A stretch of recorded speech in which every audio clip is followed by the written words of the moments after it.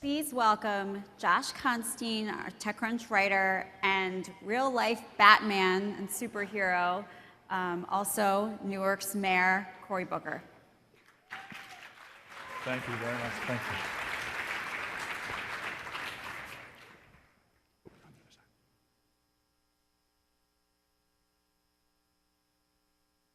Hi, everybody. I'm Josh Constine, one of the writers for TechCrunch, and I'm excited to have a bona fide leader, entrepreneur, and superhero here on stage with me today. The mayor of Newark, Cory Booker. Thank you very much. Thanks for having me. Thank you so much for coming. All right, it's great to be here. Really an honor to be here. Thank you. Now, Cory, you were a Stanford graduate, an Oxford Rhodes Scholar, and then were elected to the mayor of Newark in 2006. Since then, you've beaten back crime rates, you've doubled the amount of affordable housing under development, you've reduced your own pay, and you've also used social media to really help galvanize your constituency and work for the social good. And if that wasn't enough, Cory Booker actually pulled a woman out of a burning building recently. Now, and after that, just to show his use of social media, he just subtly tweeted, just suffering smoke inhalation, we got the woman out of the building. Very subtle, impressive. Yeah, but we should point out that the fire exits are over there and over there.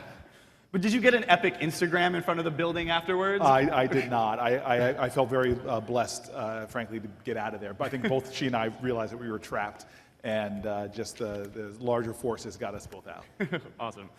Well, now one of the things we're here today to talk about is Waywire, a startup that you've co-founded. Now, Waywire is a personalized news service that is aiming to amplify the voice of the YouTube generation. With Waywire, you can shoot and publish your own news reports and share and respond to original and syndicated content. Mayor Booker, could you tell us a little bit about your vision for Waywire and what you hope it accomplishes?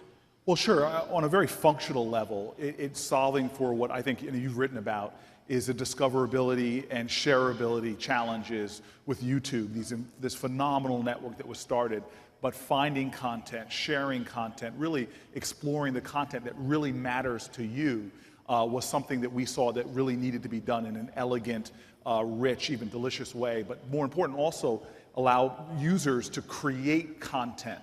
And so that's on a very functional level what we're trying to solve for. But for me, as a guy who's watched sort of an oligarchy of media control voice, control message on the national stage, what got me really excited and basically the purpose by which I wanted to found this company with some other amazing people was to solve for that. I'm a big believer that the power of the people is greater than the people in power. And that if we don't find ways for the real voices, the real authentic elements of our culture really begin to penetrate that oligarchy of news, media, and information, then we're going to be stuck with the kind of politics we have today. And real social change happens when grassroots people, when everyday Americans, and I've seen it in the civil rights movement, I've seen it going back to the suffragette movement, I've seen it even in current movements like SOPA and other things that have happened more recently. If we can find ways to elevate those voices, we're going to see a much faster changing America that's going to better reflect our values and our common values and ideals. So you talk about trying to give a voice to people. I think one of the problems that people might see in things like Twitter is that if you start and you don't have a large follower base, you're worried that you really might not make an impact, that you're basically just talking into a black hole. Is Waywire designed to help move around that so that you can give people who don't have existing audiences a voice? Yeah, well, first of all, just let's understand, even finding things that matter to us. When I approach the large utilities in the social sphere, there are locations to go to try to find things that matter. It's a little hard to navigate them. But by being a part of the social network we're creating here, that creates arteries, you're going to be able to find information that matters to you, more consume, more educate yourself, more empower yourself as a consumer. And as you contribute to that, you're going to be able to link into these arteries that get your message out. Let's just take practical examples with Hurricane Isaac. You could go through the normal cable world, and by the way, less and less of the millennials, Generation Ys, or even have cable.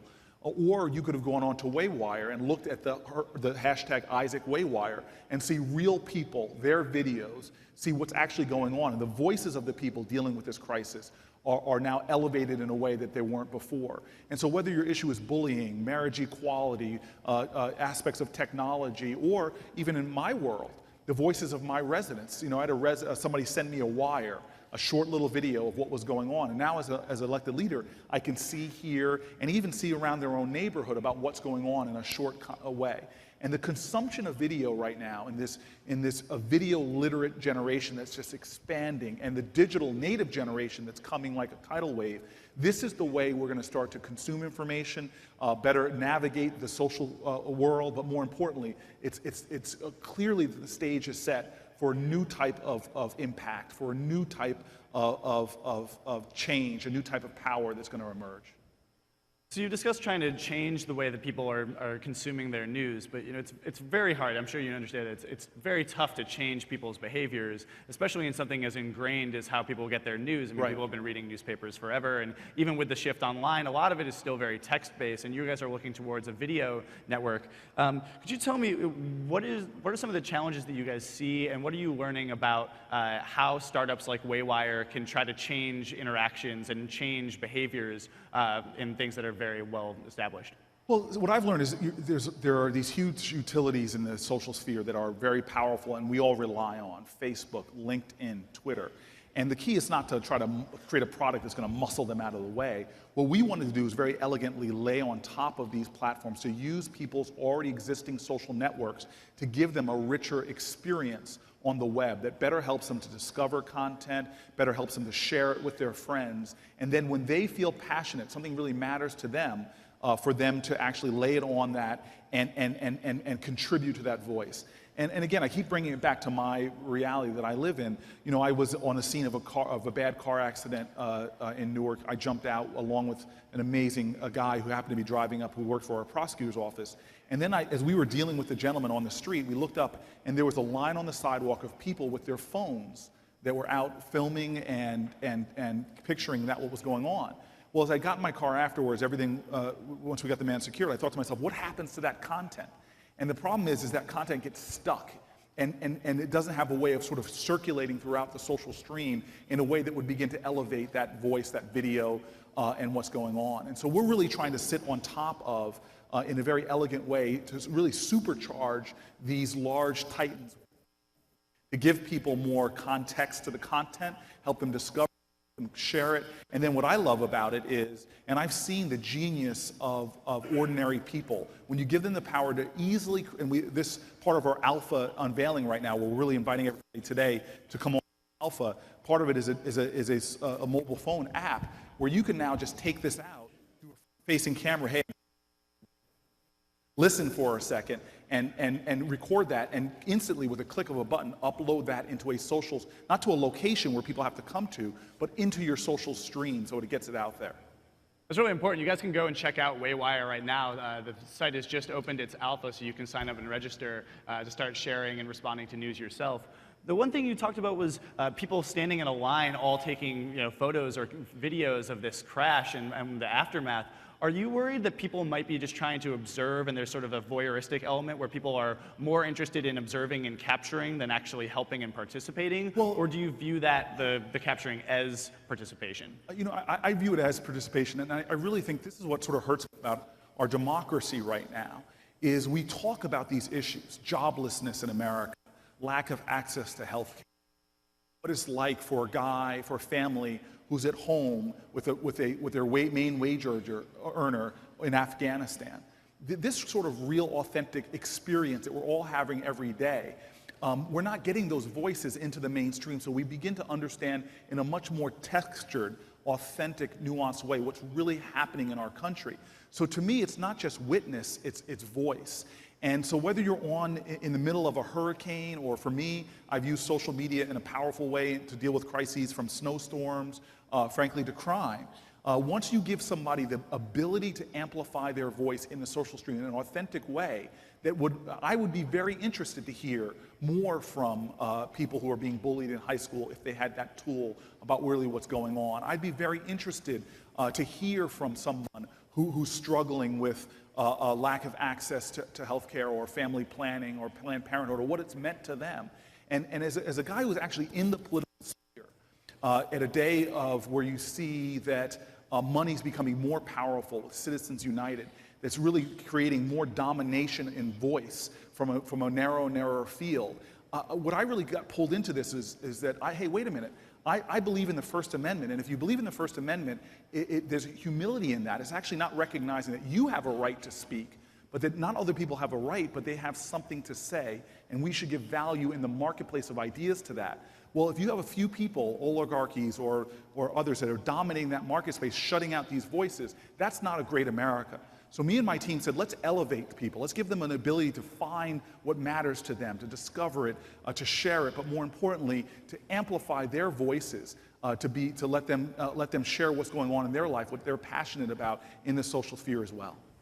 You've had some experience, well, a lot of experience trying to create a greater America, but in your unique position as both a sitting politician and an entrepreneur, are there insights that you've brought from politics, from trying to convince people to vote for you to trying to convince people to download your app?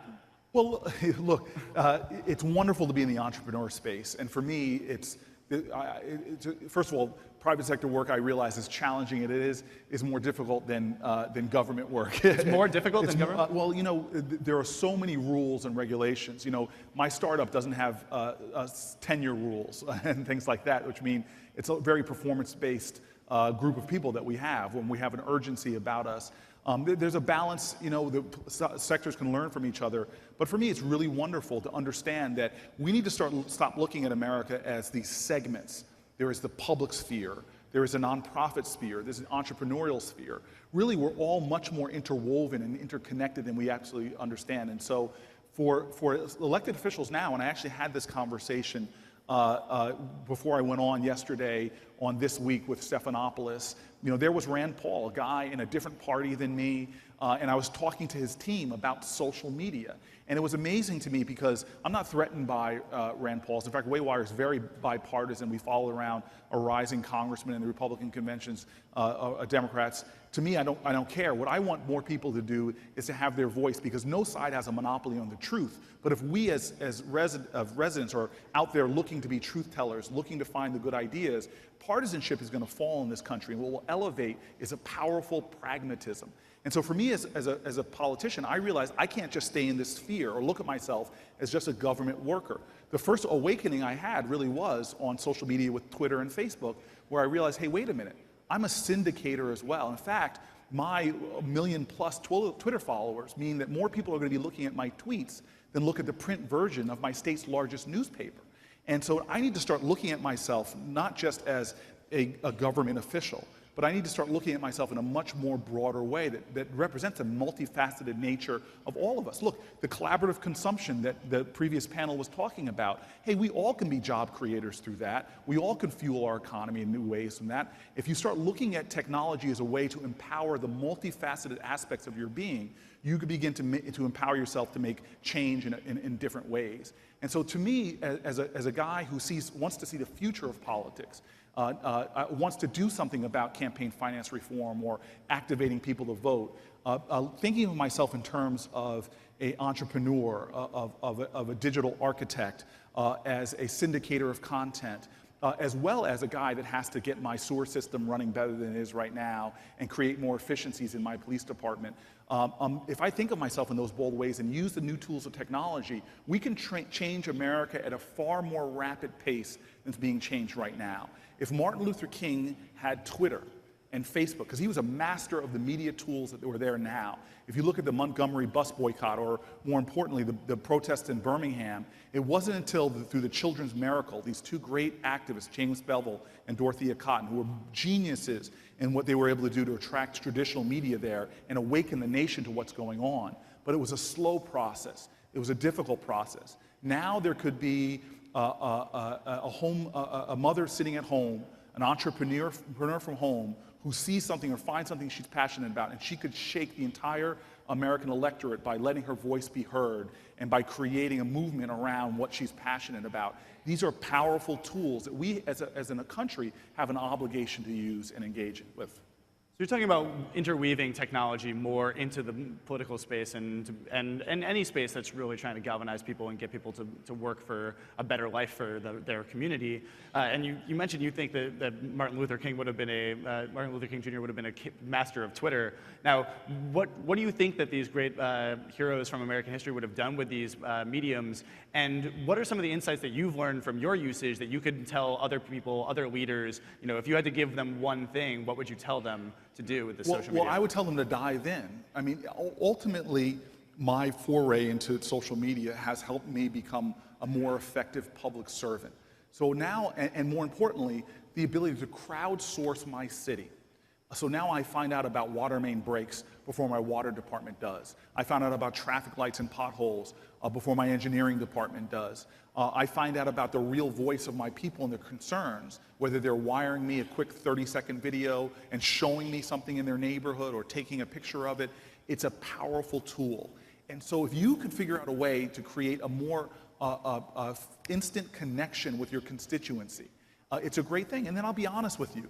There's a growing wave of cynicism in America about politics. People are discouraged, turned off because of the few voices, the oligarchy of voices that they hear from.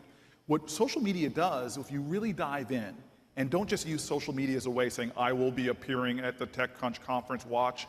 If you actually use social media to tell the truth and let people see you for who you are. So my Twitter followers see me at midnight succumbing to the lure of the two most seductive men in America, Ben and Jerry. My Twitter followers see my awful, corny jokes. You know, I might come off here and say that I was jealous of your hair as a guy who doesn't have it. They say, learning that your elected officials are human just like you, that they're authentic people who just are trying to make a difference, I think erodes cynicism and makes us realize, hey, I not only want to connect to that guy or that woman, but I want to be a part of helping them on what they're really trying to do in this world, because this is the threat to our democracy right now, the enduring threat to our democracy. If we don't find a way to use this amazing technology, and King said this in more eloquent ways, that we could find a way to create something like an atom bomb, but we haven't figured out a way to educate a child. If we can't find ways to use this technology to make true on the promise of our nation. There are kids in Newark and in Oakland this morning that are getting up and are swearing this profound pledge. Like I said in my commencement speech, it is in my DNC speech, it's like a call to the conscience of our country when they say that we are one nation with liberty and justice for all. Well, we haven't gotten there yet. We haven't gotten there yet.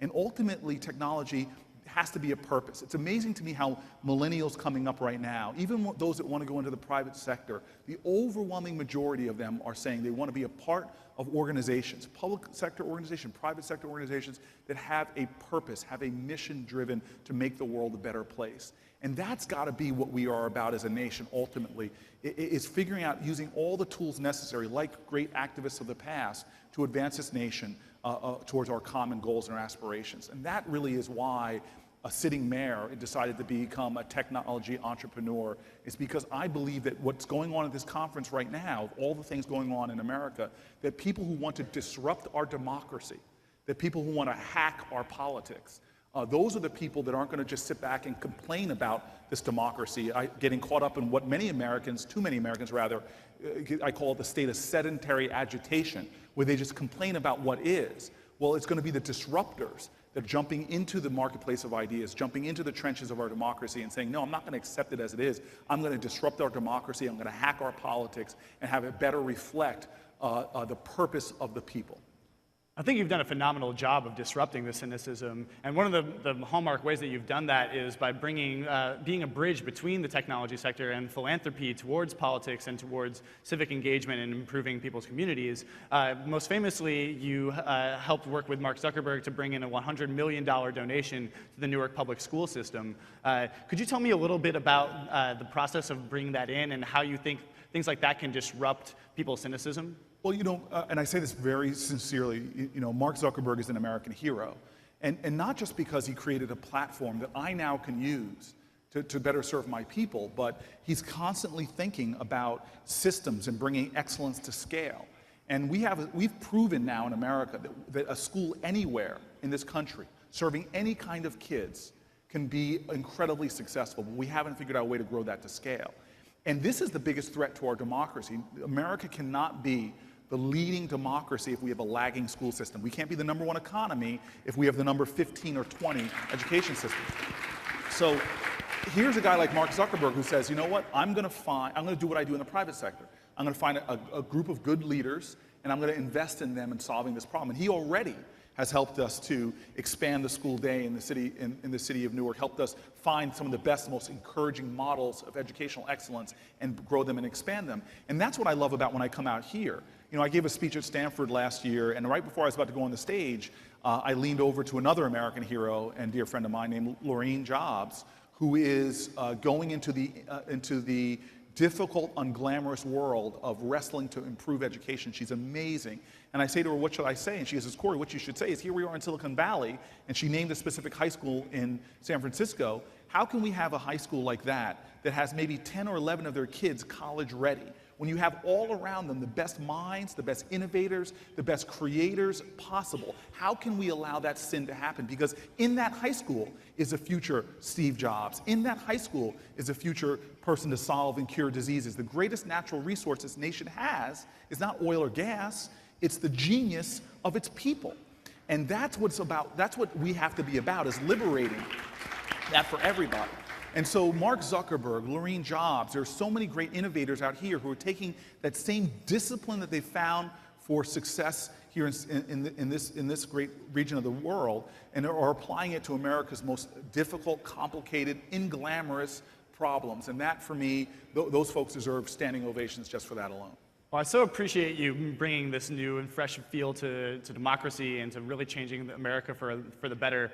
And I have one last question. So you've worked with Mark Zuckerberg and the technology sector, and it seems like every entrepreneur wants to be the next Mark Zuckerberg. And you were at the DNC, and you spoke in representation of Barack Obama, and it seems like a lot of the Democrats are really hoping to see his light come to them, and them be able to embody his ideals and maybe become the next Barack Obama. Mayor Cory Booker, would you prefer to be the next Mark Zuckerberg or the next Barack Obama?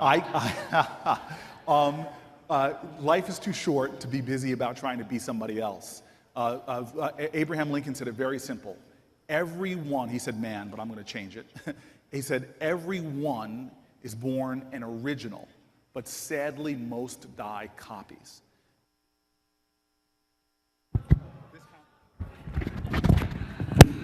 This conference, if anything, it needs to be about living your originality. The hallmark of our company is to find something you're passionate about and being the voice of it. We need everyone. As it says in a great song from the African American tradition, we need everyone to lift every voice and sing in a chorus of conviction the truth of what we are about as a people. Thank you. Thank you so much.